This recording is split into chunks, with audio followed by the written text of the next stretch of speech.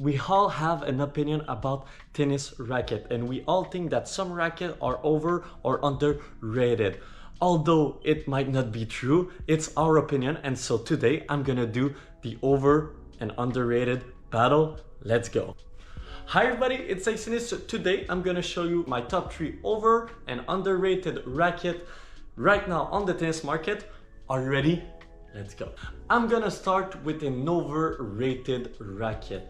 Personally, for me, it's the Head Boom MP because I feel like this racket is okay, but not incredible. You can improve with this racket, but it's not the type of racket that you want to play throughout your whole tennis career or journey. And so I don't really like when I see young player competing with this one. And for me, it's more of an adult racket that want a comfortable racket. So yeah, for me, it's overrated for junior player. I would say for adult, it's fine. You know, it's not the best, but I don't like the way that Head are marketing this racket with Coco Gauff.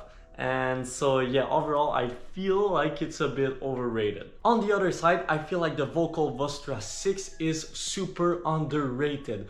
This racket is incredible, it's pretty lightweighted, but I feel like a lot of people should play with this one if they want to feel comfort, and they're not that good to play with an heavy racket. So really light, good for transitioning from a junior racket to an adult one, and yeah, just overall just a fun racket to play with. And I'm still in shock since I made the review on my channel. So definitely the Vostra 6 is underrated. On the overrated side, I have to go with the Wilson Shift 99. I feel like I've been misled by Wilson because they claim that this racket is for spin player, it should be spin friendly and all that stuff, but I don't feel like it's that much spin friendly. It's a cool racket, it's fun, don't get me wrong, but it's not putting that much spin on the ball. So it's not really a spin monster, so it means that it's a good overall racket, but I just feel like the way that Wilson marketed this racket is wrong. And the other thing that I don't like is that I feel like junior players are using more and more this racket, and I don't feel like it's maybe the right racket for them. They might want to go with an Ultra or something like that, or even a Blade if they want to have a bit more control. So for me personally, there's some better option on the market if you want to put spin. But if you like this racket just because it's a good overall racket, like I said, then you know it's fine, but I just don't like the way that Wilson marketed this racket. On the underrated side, I would have to go with the Babolat Origin. And yeah, you might feel like it's weird, but don't click out the video. Let me explain why. The reason is people were super hyped about this racket, but it kind of fell off because first of the color, the pink here is definitely not good looking.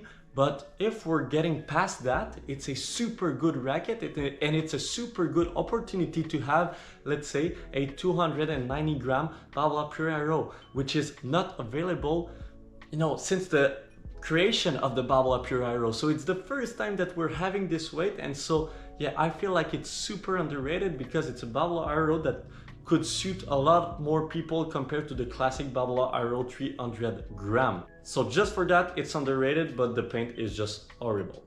This one hurts me so bad, but the new Head Speed MP is so overrated.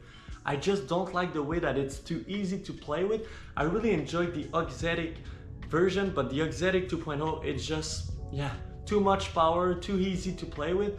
And yeah, the higher swing weights doesn't suit me at all. I don't like the color of this racket. Yeah, overall, this racket is really overrated. And my last underrated racket is the Wilson Pro Staff 97L.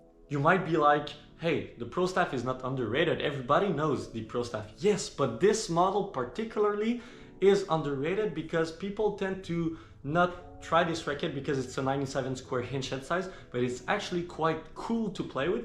I wouldn't say easy, it's okay to play with, but the sweet spot is bigger compared to the regular Pro Staff 97. The weight is super easy to play with and you're having a lot of control. So I feel like a lot of people could benefit from playing with this racket, and we tend to overlook this racket when we're trying to find a control-oriented racket ranging around 300 gram to 290 gram unstrung. So that's the reason why the Wilson Pro Staff 97L is underrated. So that's it for the video. Hope you have liked it. Don't forget to like, to comment, and to subscribe, and let me know in the comment section down below which racket do you think is overrated and which racket do you think is underrated. See you next time. Bye bye.